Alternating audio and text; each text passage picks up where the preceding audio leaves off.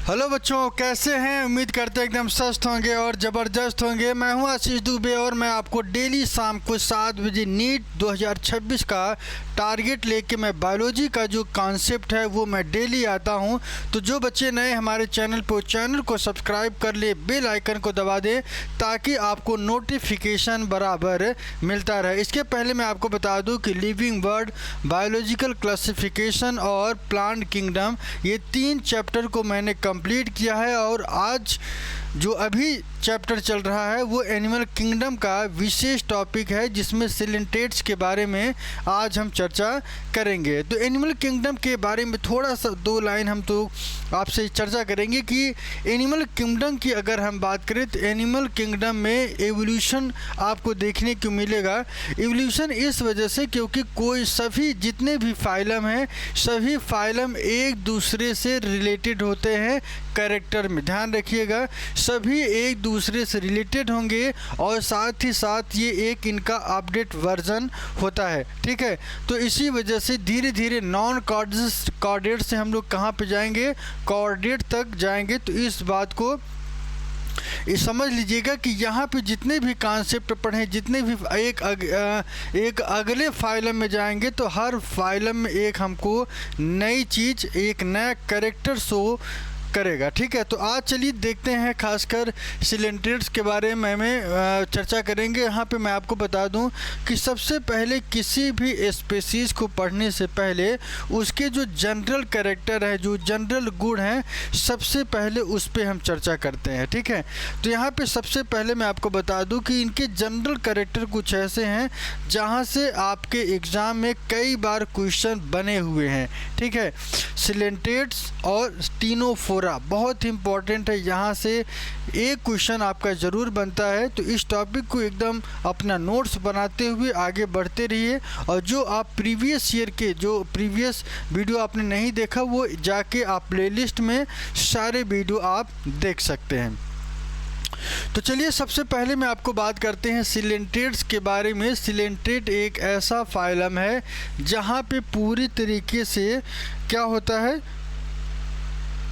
इनका जो सबसे स्पेशल कैरेक्टर है सिलेंटेट का, अगर हम बात करें तो यहाँ पे जो स्पीशीज़ हम पढ़ते हैं हाइड्रा के बारे में पढ़ते हैं। ठीक है ना, तो यहाँ पे आइए एक एक जनरल कैरेक्टर के बारे में देखते हैं। सबसे पहला जो इनका कैरेक्टरिस्टिक फीचर है, पहला क्वेश्चन बनता है कि ये कैसे होते हैं, एक्वाटिक, मोस्टली मेराइन होते हैं। कैसे होते हैं ये एक्वाटिक? एक्वाटिक मतलब क्या होता है, जल में पाए जाने वाली सबसे ज़्यादा ये प्रजाति कौन सी है, सिलेंटेटा। और ये कहाँ सबसे पाई जाती है, सबसे ज़्यादा मोस्टली ये मेराइन फॉर्म में पाई जाती है।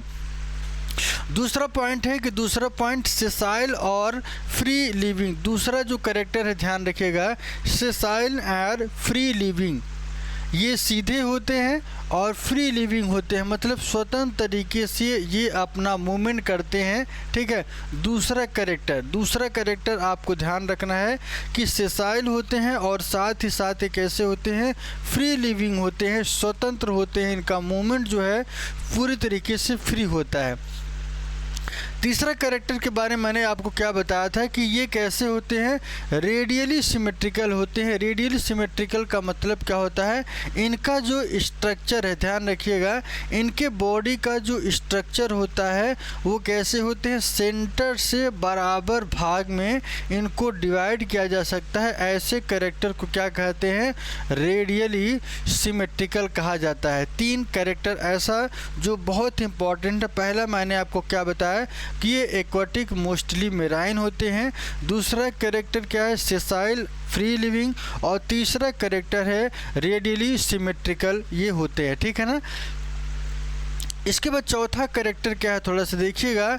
यहाँ पे विशेष प्रकार के कैप्सूल पाए जाते हैं जिसे हम स्टिंगिंग कैप्सूल कहा जाता है। और ये कैप्सूल ऐसा है जो सिर्फ और सिर्फ आपको फाइलम सिलेंटेट में देखने को मिलेगा। कहाँ पाए जाते हैं आइए देखते हैं। स्टिंगिंग कैप्सूल को ही क्या कहते हैं, नीडोसाइड सेल कहा जाता है। नीडोसाइड्स का मतलब क्या होता है, नीडोम होता है। और नीडोम का मतलब क्या होता है, नीडल लाइक स्ट्रक्चर इसमें पाई जाती है। ठीक है, ये आपको ध्यान रखना है। और ऐसे कैरेक्टर को क्या कहते हैं, नीडोसाइट्स कहा जाता है। और ये होते क्या हैं, स्टिंगिंग कैप्सूल्स होते हैं, are present on the tentacle and the body. ये कहाँ पे पाए जाते हैं, हाइड्रा के टेंटिकल्स पर पाए जाते हैं। आइए देखते हैं, हाइड्रा के एक छोटा सा फिगर ड्रा करते हैं और समझते हैं कि टेंटिकल्स क्या होते हैं, हाइड्रा क्या होता है, क्योंकि फिगर आप नहीं क्लियर होगा तो चीज़ें समझ में नहीं आएंगी। सबसे पहले एक छोटा सा फिगर हम लोग ड्रा करेंगे और यहाँ पे समझेंगे। आइए देखते हैं, ये आपका जो कैरेक्टर है, ये आप देख रहे हैं, ये क्या है, हाइड्रा है। ठीक है ना,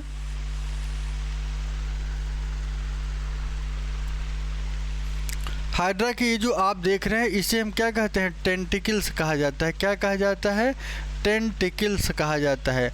और इसी टेंटिकल्स पर क्या पाए जाते हैं, स्टिंगिंग कैप्सूल। ध्यान रखिएगा, इसी पर स्टिंगिंग कैप्सूल, जिसे नीडोसाइड्स सेल्स कहा जाता है। इसी पे आपको इस तरीके से कुछ स्टिंगिंग कैप्सूल देखने को मिलेंगे, स्टिंगिंग कैप्सूल देखने को मिलता है।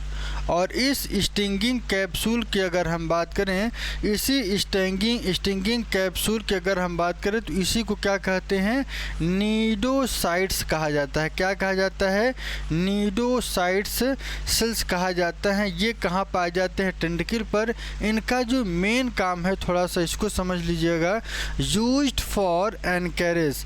एनकरेज के लिए इनका यूज किया जाता है, एनकरेज के लिए इनका यूज किया जाता है।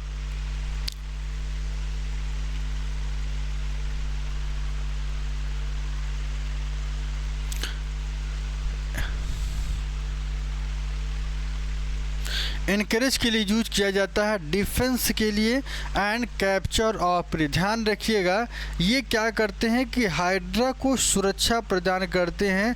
जो बाहरी एनिमल्स होते हैं, जो समुद्र में ये प्रजाति पाई जाती है, और वहाँ पे आप देखे हैं कि ढेर ऐसे एनिमल्स हैं जिससे हाइड्रा को खतरा होता है, और ये क्या करते हैं, इनको पूरी तरीके से सुरक्षा प्रदान करते हैं। ठीक है ना, and for capturing of prey. और ये क्या करते हैं, प्रे का कैप्चर करते हैं, शिकार करने के लिए। ध्यान रखिएगा, जब ये शिकार करते हैं तो वहाँ पे इस सेल का प्रयोग किया जाता है, जिसे हम क्या कहते हैं, नीडोसाइड सेल कहा जाता है। और इसी के द्वारा जब ये भोजन को पकड़ते हैं, जब ये भोजन को पकड़ते हैं तो यहाँ पे लेके आते हैं। ध्यान रखिएगा, यहाँ पे लेके आते हैं, और इस पोर्शन को क्या कहा जाता है, हाइपोस्टोम कहते हैं। क्या कहते हैं, हाइपोस्टोम कहा जाता है। इसे क्या कहते हैं, हाइपोस्टोम कहते हैं। तो इस बात को आपको ध्यान रखना है। ठीक है, तो 3 पॉइंट क्लियर हो गए हैं। और चौथे पॉइंट की तरफ चलते हैं। तो चौथा पॉइंट क्या कहता है, थोड़ा देखिएगा। इनकी बॉडी के जो ऑर्गेनाइजेशन होती है, कैसी होती है, कैसा होता है, टिश्यू लेवल। इसके पहले मैंने पोरीफेरा पढ़ा था, और पोरीफेरा में मैंने आपको बताया था वहाँ पे कि जो पोरीफेरा होते हैं वो कैसे होते हैं, सेलुलर लेवल उनका ऑर्गेनाइजेशन होता है, जबकि टिश्यू लेवल ऑर्गेनाइजेशन किसका होता है, हाइड्रा का।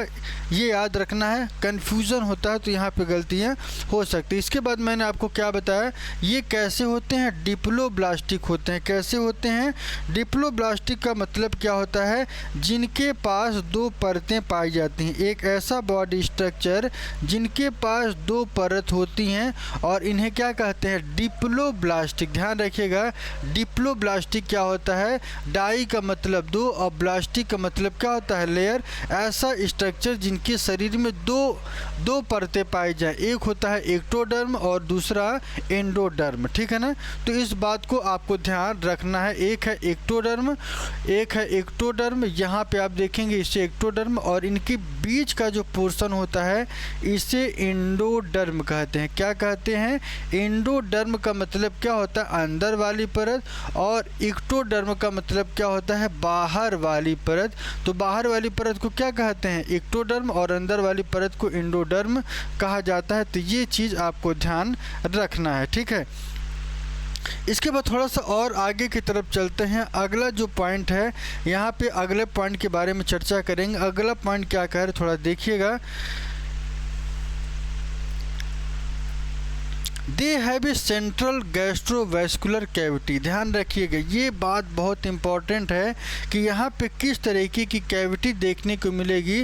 तो इस बात को याद रखना है कि यहाँ पे जो आपको कैविटी देखने को मिलेगी गैस्ट्रोवैस्कुलर कैविटी। ध्यान रखिएगा, गैस्ट्रोवैस्कुलर कैविटी का मतलब, गैस्ट्रो का मतलब क्या होता है, स्टमक वाला रीजन, और वहाँ पे जो कैविटी पाई जाती है उस रीजन को क्या कहते हैं, गैस्ट्रोवैस्कुलर कैविटी कहा जाता है, विथ ए सिंगल ओपनिंग। ध्यान रखिएगा, यहाँ पे एक सिंगल ओपनिंग होती है जिसे क्या कहते हैं, हाइपोस्टोम। आपने ये देखा था कि यहाँ मैंने जो स्ट्रक्चर बताया था इसे क्या कहते हैं, हाइपोस्टोम कहते हैं। क्या कहते हैं, इसको हाइपोस्टोम कहा जाता है। और हाइपोस्टोम के ठीक आगे वाला जो अंदर की तरफ जब आएंगे, जब ये भोजन अंदर की तरफ लेके आता है तो इस वाले रीजन को क्या कहते हैं, गैस्ट्रोवैस्कुलर कैविटी कहा जाता है। याद रखिएगा, और यहीं पे इनका भोजन डाइजेस्ट होता है, और डाइजेस्ट होने के बाद क्या होता है, सेलों तक पहुंचता है। सेल तक पहुंचने की दो प्रोसेस हैं, एक प्रोसेस को क्या कहते हैं, एक्स्ट्रा सेलुलर, और दूसरा जो प्रोसेस होता है उसे क्या कहते हैं, इंट्रा सेलुलर। एक्स्ट्रा सेलुलर का मतलब सेल के बाहर, और इंट्रा सेलुलर का मतलब क्या होता है, सेलों के अंदर होने वाले डाइजेशन को क्या कहते हैं। ठीक है, तो यहाँ पे दो तरीके का पूछा जाता है, जबकि इसके पहले मैंने आपको पोरीफेरा पढ़ाया था।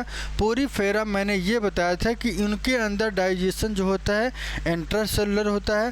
तो यहाँ पे थोड़ा सा अपडेट वर्जन आपको देखने को मिलेगा, और अपडेट वर्जन क्या है, एक्स्ट्रा सेलुलर भी होते हैं। तो दोनों कैरेक्टर शो करेंगे, एक्स्ट्रा सेलुलर और इंट्रासेलुलर डाइजेशन दोनों कैरेक्टर ये शो करते हैं। ठीक है, इसके बाद अगले पॉइंट पे चलते हैं। अगला पॉइंट क्या कहता है, सम ऑफ द नाइडेरिया।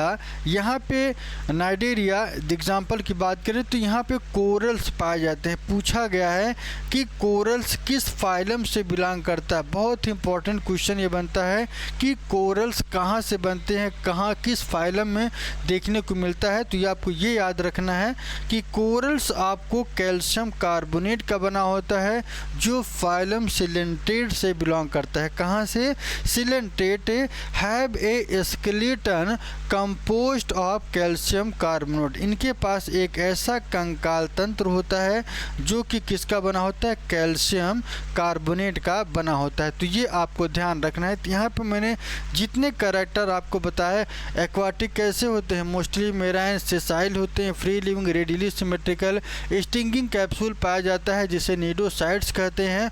और ये कहाँ पे मिलता है, टेंटिकल पर मिलता है। टेंटिकल के साथ साथ एनकरेज का काम करते हैं ये, और डिफेंस का काम करेंगे, कैप्चर ऑफ प्रे का काम करते हैं। इनके बॉडी की ऑर्गेनाइजेशन की बात करें तो टिश्यू लेवल ऑर्गेनाइजेशन होता है, डिप्लोब्लास्टिक होते हैं, डिप्लोब्लास्टिक होता है। और यहाँ पे सेंट्रल गैस्ट्रोवैस्कुलर कैविटी के साथ साथ इनके पास एक सिंगल ओपनिंग भी होती है जिसे क्या कहते हैं, हाइपोस्टोम। और एक चीज़ मैं और आपको बता दूं कि यहाँ पे डाइजेशन के लिए मैंने आपको क्या बताया कि डाइजेशन यहाँ पे एक्स्ट्रा सेलुलर और इंट्रासेलुलर दोनों चीज़ें होती हैं। एक्स्ट्रा के साथ साथ इंट्रासेलुलर दोनों प्रोसेस यहाँ पे कंप्लीट होता है। तो इस बात को याद रखिएगा। और सबसे ख़ास बात कि फाइलम सिलेंटेट के अंदर कोरल्स पाए जाते हैं। ये कोरल्स कैल्शियम कार्बोनेट के बने होते हैं। ठीक है, ये फाइलम सिलेंटेट के क्या होते हैं, skeletal composed of calcium carbonate, that is called corals. याद रखना है। अगला पॉइंट की तरफ चलते हैं। और सबसे ख़ास बात कि ये क्या करता है, सिलेंटेट की अगर हम बात करें तो इनके जो बॉडी होती है, इनकी बॉडी की दो स्ट्रक्चर होती है, दो फॉर्मेट होती है। एक स्ट्रक्चर को क्या कहते हैं, पॉलिप कहा जाता है, और दूसरे स्ट्रक्चर को मेडुसा। सबसे पहले याद लीजिएगा कि एक पॉलिप है और दूसरा क्या है, मेडुसा है। एक पॉलिप है, दूसरा मेडुसा है। ये सेसाइल कैरेक्टर शो करता है। कैसा कैरेक्टर शो करता है, सेसाइल। और ये सिलेंड्रिकल फॉर्मेट में देखने को मिलता है, जिसमें आपको दो एग्जाम्पल देखने को मिलेंगे। एक एग्जाम्पल है आपका हाइड्रा है, और दूसरा जो कैरेक्टर आपको शो करेगा वो एडेम्सिया कहते हैं। क्या कहते हैं, एडेम्सिया। इसे याद रखना है। मैंने आपको क्या बताया कि पॉलिप एक ऐसा बॉडी फॉर्मेट होता है जहाँ पे इनकी सबसे खास बात क्या होती है कि ये सेसाइल होते हैं, सिलेंड्रिकल फॉर्मेट में। सिलेंडर के आप देख रहे होंगे कि एकदम सिलेंडर के आकार का ये होता है, ठीक है ना। और एग्जाम्पल की बात करूँ तो यहाँ पे दो एग्जाम्पल आपको हाइड्रा और एडेम्सिया किस में देखने को मिलता है, पॉलिप में। और पॉलिप बहुत इंपॉर्टेंट है, ध्यान रखिएगा। ये इम्पॉर्टेंट इस वजह से है क्योंकि ये फाइलम सिलिंट्रेट से बिलोंग करता है। और एक चीज़ और देख लीजिएगा कि जो दूसरा करेक्टर है ये मेडुसा फॉर्मेट का क्या मतलब होता है कि ये अम्ब्रेला के आकार के होते हैं। जैसे आपने देखा होगा कि अम्ब्रेला का शेप कैसा होता है, कुछ इस तरीके से देखने को मिलता है। एंड फ्री स्विमिंग, और बड़ी आसानी से ये क्या करते हैं, तैरते रहते हैं। और ऐसे कैरेक्टर को क्या कहा जाता है, ऑरेलिया कहा जाता है। क्या कहा जाता है, ऑरेलिया कहते हैं। तो अम्ब्रेला शेप्ड होता है, ये फ्री स्विमिंग होते हैं और इन्हें क्या कहा जाता है, ऑरेलिया कहा जाता है। याद रखना है, जब मेडुसा पूछा जाए तो ऑरेलिया याद करना है, और जब आपको पॉलिप पूछा जाए तो हाइड्रा और एडेम्सिया तब जब पॉलिप फॉर्मेट। और दूसरा जो कैरेक्टर है मेडुसा फॉर्मेट तब होगा जब एग्जाम्पल ऑरेलिया का पूछा जाए। तो ये याद रखना है। और सबसे ख़ास बात मैं आपको बता दूं कि इसी प्रक्रिया को क्या कहते हैं, अल्टरनेशन ऑफ जनरेशन कहते हैं। क्या कहते हैं, अल्टरनेशन ऑफ जनरेशन इसे कहा जाता है, ठीक है ना। यहाँ पे आपको देखना है कि Cnidaria which exist in the both form exhibit alternation of generation. ये क्या करते हैं, ऐसी प्रक्रिया को क्या कहते हैं, अल्टरनेशन ऑफ जनरेशन। क्या होता है मैंने आपको पहले भी बता चुका हूँ। ये टर्म आपके टेरिडोफाइट और ब्रायोफाइटा में वहाँ पे देखने को मिले था, जहाँ स्पोरोफाइट और गैमेटोफाइट आपस में एक दूसरे में एक्सचेंज होते। ऐसे कैरेक्टर को अल्टरनेशन ऑफ जनरेशन कहा जाता था, आपको याद होगा, ठीक है। वहाँ पे क्या होता था कि यहाँ पे क्या होगा कि पॉलिप मेडुसा में कन्वर्ट होगा। ध्यान रखिएगा, पॉलिप जो है किस में कन्वर्ट होता है, पॉलिप मेडुसा में।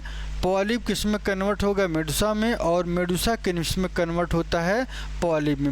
मेडुसा किस में कन्वर्ट होगा, पॉलिप में। ये आपको ध्यान रखना है, बहुत इम्पॉर्टेंट है।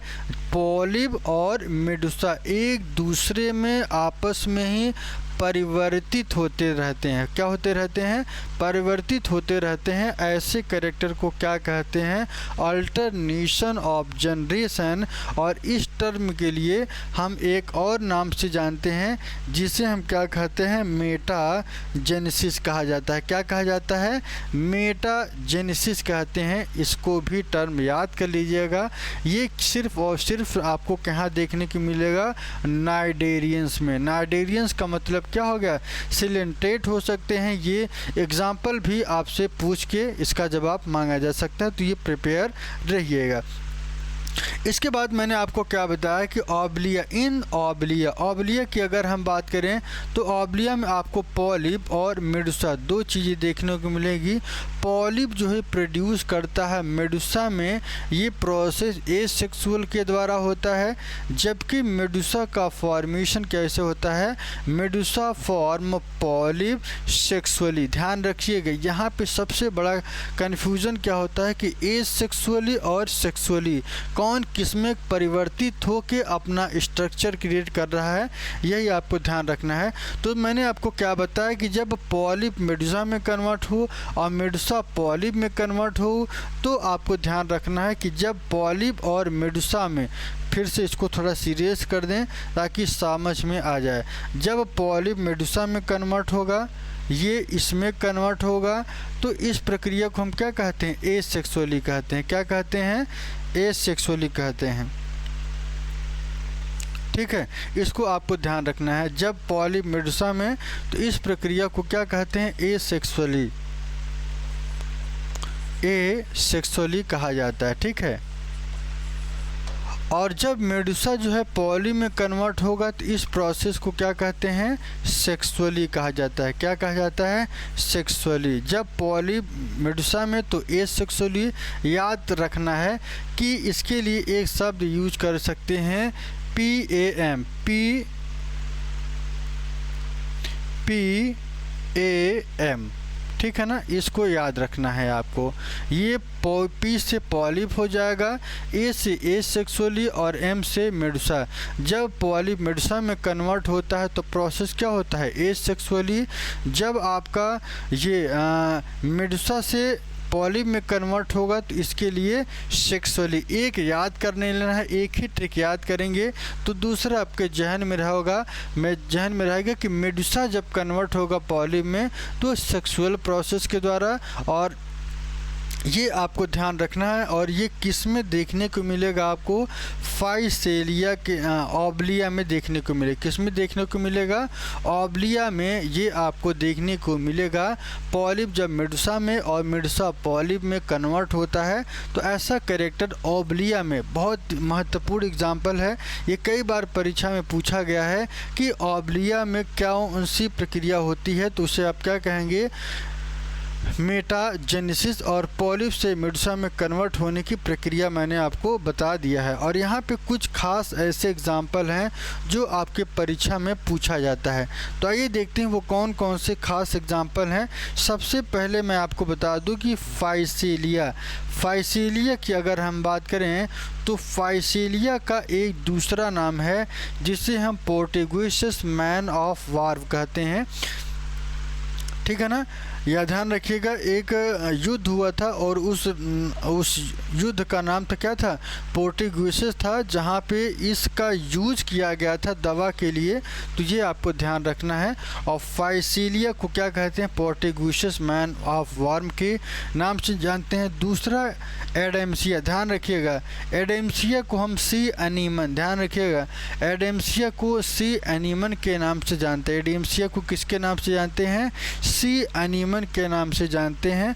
पिनेटुला की बात करें तो पिनेटुला आपको सीपेन कहते हैं। क्या कहते हैं, यहाँ पे जो ट्रिक दे रहे हैं अभी देंगे आपको याद हो जाएगा, ठीक है ना। और यहाँ पे गार्गोनिया को क्या कहते हैं, सीफन कहते हैं। और मेड्राइना को क्या कहते हैं, ब्रेन कोरल। तो ये एग्ज़ाम्पल आपको बहुत इम्पॉर्टेंट है। ये एनसीईआरटी के जो एग्ज़ाम्पल हैं बहुत ही महत्वपूर्ण, खासकर आपके एनसीईआरटी और नीट के एग्ज़ाम के लिए। तो यहाँ पे आइए देखते हैं, एक बार मैं आपको बता दूं कि ट्रिक क्या है। यहाँ भी P है और यहाँ भी P है। अल्फ़ाबेटिकल तरीके से लेके चलेंगे तो याद करने का सेट, एक बार आपके दिमाग में जब चीज़ें सेट हो जाएंगी तो कभी भी निकलेगा नहीं। तो यहाँ पे देखेंगे फाइसेलिया, और फाइसेलिया से क्या होगा, पोर्टुगीज मैन ऑफ वार। एडेम्सिया की बात करें तो एडेम्सिया से क्या बनता है, सी एनीमन बनता है। क्या बनता है, सी एनीमन का फॉर्मेशन होगा। और पिनेटुला से सी पेन बनेगा। और गार्गोनिया से सीफेन और मेड्राइना से ब्रेन कोरल, ठीक है। तो ये आपको ध्यान रखना है। यहाँ पे जो इम्पोर्टेंट पॉइंट है, फाइसेलिया से